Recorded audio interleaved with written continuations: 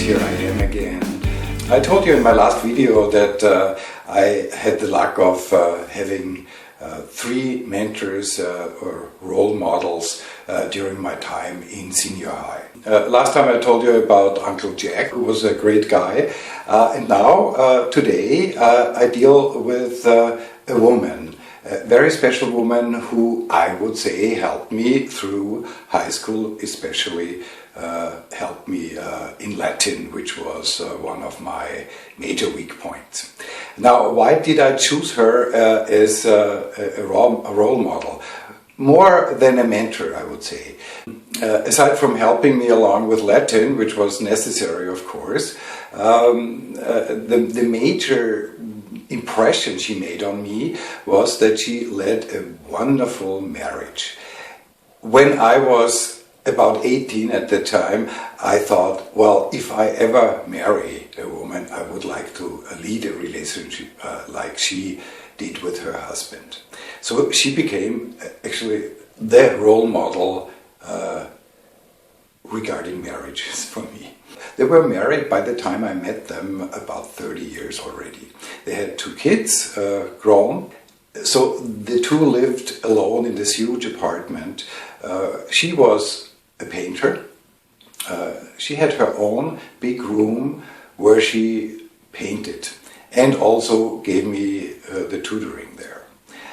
And her husband, who was a teacher, had his own big room where he did whatever his hobby was. I don't remember. I think it was a model, building miniature airplane models or something like that. He was a nice guy, positive, friendly, often laughing, in his late 50s, and she was maybe a little younger. So she had her room, he had his room, and the living room, which was in the middle and parted these two rooms, was kind of the place where they met.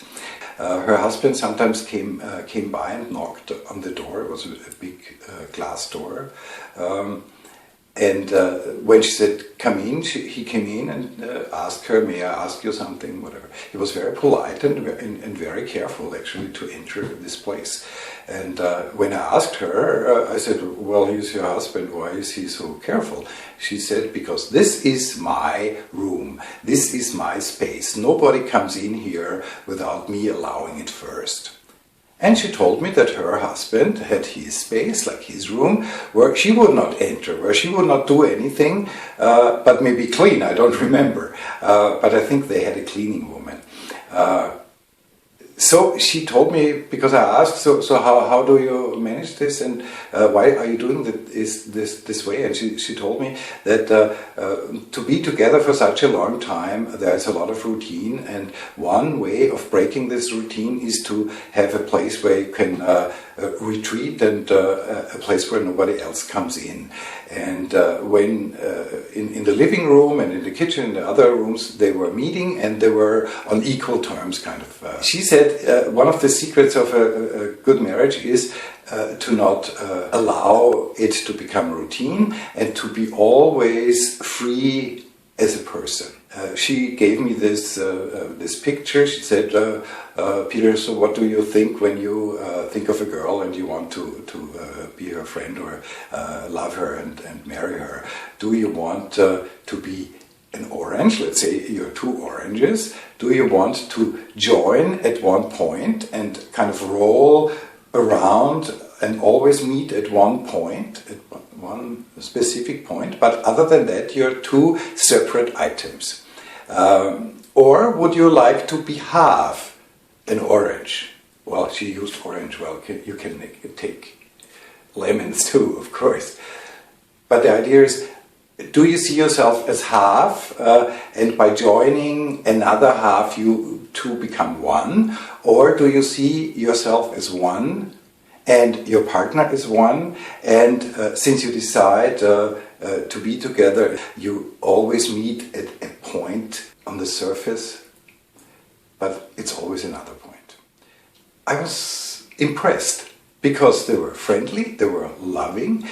When they were together, they were necking. I saw pieces of paper where the husband said, "My love, I'm gone shopping, or I did this and that. When I come back, then we have a drink together or something." And I said, "Well, I mean, this is like young lovers." And she said, "Yes, that's what we try to do. We try to be polite to each other. We respect each other. We keep our distance, do our own things. But when we get together, we are one. As I said, like two oranges mingling." So, since I was there quite a long time, I saw them at least twice a week acting in this loving, in this very interesting way. And I thought, oh yeah, I really would like to have a relationship with a woman like this as well. And since I didn't see anything similar, remotely similar, with my parents' house or parents of friends, I thought, yeah, that's actually what I would like to do and live myself. So aside from learning Latin and actually making it in the final exams, I learned a lot about relationship. So far for now, maybe you can take something out of this for yourself. If you liked it, watch the next one coming out in a couple of days that describes my third role model and mentor. Okay, thanks for now. All the best.